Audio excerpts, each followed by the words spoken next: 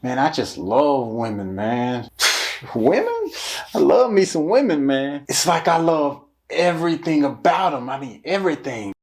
Everything? Yeah. I don't know about everything. Everything. Look, don't get me wrong. It ain't nothing like a good woman, but there are some things, man. Matter of fact, I'm going to give you 10 things that I don't love about women. Let's get into the video.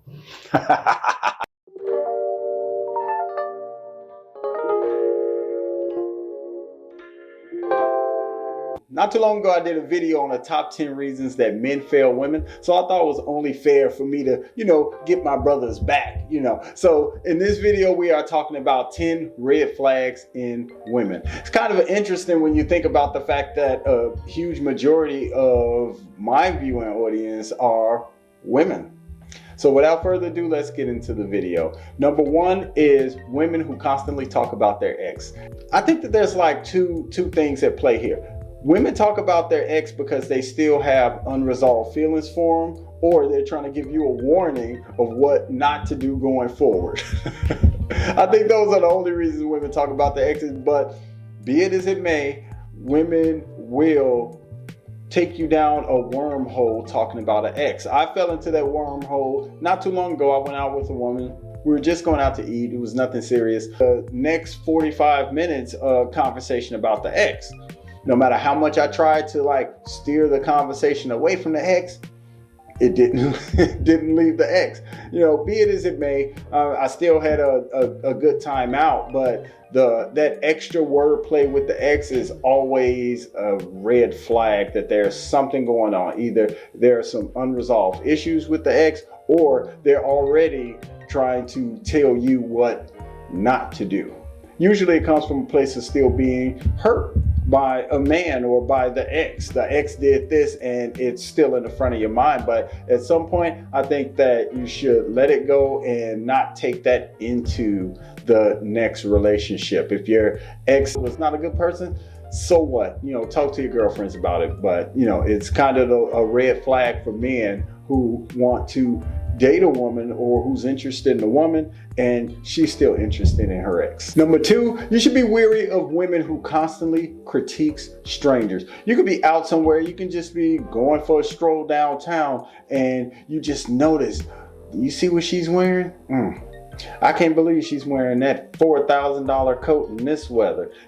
Things like that. It may seem like a little thing when someone makes a comment about someone else, but you got to think about this is an unprovoked statement and it's negative. Not, I like your shoes, but I don't like this. You should be wary of women like that because in my book, that kind of spells messy, and that lets you know that that's just the way that she is, not really critiquing, because people have the right to say what they want. But it is a red flag when a woman just constantly talks about strangers. You're walking with me, but your entire conversation, maybe it's me, maybe it's the man, maybe it's the man's conversation is not strong enough to hold that attention. It's a possibility, but long story short, if a woman is doing way too much critiquing of other people out in public, that's a red flag. Number three, you should be wary of women who are bad communicators. I know they say men are bad communicators, and for the most part, general statement, we are. But when I say women being bad at communicating, I mean communicating exactly what you want. I did a video a while ago about what women want, and no shade, but I didn't learn a whole lot from the conversation because I felt like I couldn't get a definitive answer. And when I did get an answer, it was like, what do women want? Everything. So what do women want? I mean, everything. From the beginning of time. From the beginning of time, heterosexual men and some women who are just not so straight have wondered, what do women want? And the answer is true. It's everything. But you can't get everything. I mean, you want everything. Everything. So when I think of women being bad communicators, I'm talking in the sense of not communicating what they want, kind of expecting a man to be a mind reader, and that's not the case. If we're bad communicators, what are the chances that we're going to pick up on a couple of little subtle hints with you saying what I want? If every time we go past the restaurant, you say, Oh man, I would love to go to Biaggi's and be like, okay, point taken, and I'll remember that when I decide to take you out. Bad communication among women is just as bad as bad communication amongst men. Men are not mind readers, so at some point you have to tell that man what it is you want so that he understands, and he will comply in a lot of cases, but he can't comply if he has no idea what you're talking about. Number 4 is women who take their issues to social media. You should be totally leery of women who take everything to social media. If you scroll down a woman's timeline and you go back to that period with the ex, and you can see from the start of their relationship to the end of their relationship in a matter of posts, it always starts out with all these nice posts. Love is so grand. I love this man. He's refreshing. Isn't it nice to have a refreshing person in your life that, treats you with respect and love? I get it. I totally get it. But one thing about social media is very, very messy. So there's always somebody there looking at that same post saying, I thought the last one was special. And they may even plant seeds to try to mess things up. So if a woman jumps on social media and everything has to be a matter of social media, if you're not an influencer and you're not doing it to build a platform for yourself, how you see people vlogging, relationships, things like that, I don't see the good coming out of just putting all your business on social media. So be leery of women who stay on social media, cannot get off of social media. Everything revolves around social media, because that's probably where her mindset is. Unless she's on a profile and she's doing things from a business sense, but purely for personal reasons, you can't stay off of social media, and you just have to post everything that's going on in your relationship on social media.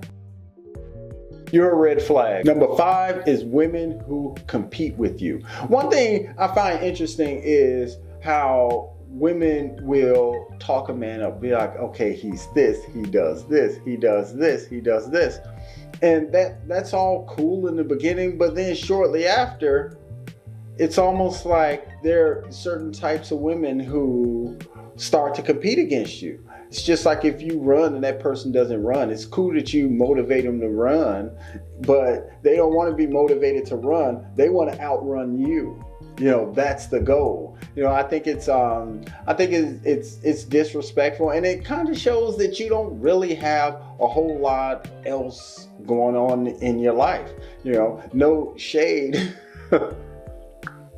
No shade intended, but everyone has to be on their own path and their own journey. If I can communicate with someone who can help me move along that journey, that's something different. But just for the sake of competing, that's never a good thing, unless it's in sport. This one is interesting, man. Number 6 is interesting, man. I'm laughing while I say it. Oh man. Okay, number 6 is women that require Number 6 is women that require you to call them every day. Now, there's an old saying that goes, the way you start with a woman is the way you end with a woman. If you're the type of person that doesn't believe in just this, the morning, the early afternoon, the lunchtime, the after lunch, the evening, and before I go to bed phone calls, if you're not that type of guy, you definitely don't want to date a woman who looks forward to those. Each one of them all day. And the problem is, it's not the woman's problem per se, because the way you start with a woman is the way you're going to end. If you start off communicating once or maybe even twice a day, then you're good. But if you start off calling her 10 times a day, the minute you start slacking off from that, she's going to be like, something's changing. There's something going on. Something's just not right. You're just not communicating. No, we just didn't want to have to do this all day, every day. We just did it because we knew you liked it. But I think in the back of men's minds, they're thinking, okay, this will taper off. And for men out there listening, it'll never taper off. That's the way it is. And if you start it that way, you got to keep that going. But as far as women go, and it's my personal preference, but I'm a busy man, and anyone who knows me knows how busy I am. So I may shoot you a quick text or may give you a call at the end of the day, but the boom, boom, boom, boom, I can't do it. I don't have enough hours in the day. I mean, there's a lot of posts that go around that say, you don't have enough hours in the day to, not 6 times, probably not today, but definitely tomorrow if I didn't get with you today. So there it is, man. Number 7 is women who think men are required to pay for everything. Now, don't get me wrong. When you're in that courting phase, you're going out. Me, I like spending money. I like taking women out. I like the idea of going out, and for me, it's like I got the money to take her out. This money is specifically for us to go out and do whatever we're gonna do. So when I do take a woman out, of course I pay, not because I have to, but because that's the way it is. I watched a post where 50 Cent said, it was actually in an interview, where he said, if you go out to dinner with a woman, who pays? He's like, well, it depends on whose idea it was to go out. I don't necessarily believe that, but I think that after a while, it can get to the point where you're just shelling out, all this money on a whim. And if it's okay for you, great. But I think that a healthy relationship requires the same inclusion that women ask for. You want to be included? Here you go.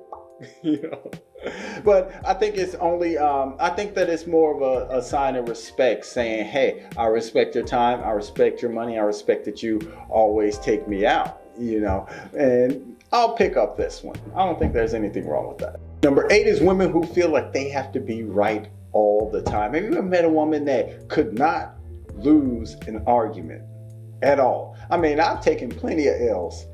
But I'm big enough to say, hey man, I'm wrong, you are right, can we move on with the day? I conceded. You win and it's over. I give up. But being a man requires you to also be true to yourself, and as a woman too, as a person, generally, being a well-rounded person requires you to speak the truth and be true to yourself. So I'm not just gonna, give in an argument just so you can win. I'm gonna go on the side of what's right. Now, sometimes it's not worth the battle.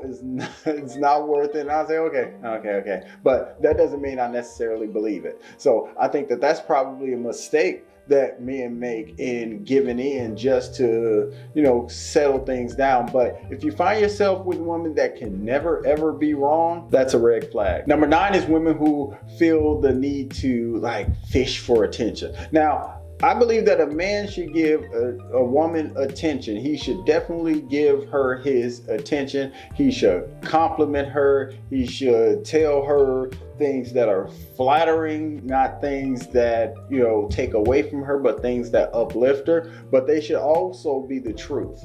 I don't think it's right to say, baby, you look great, if you don't believe that she looks great.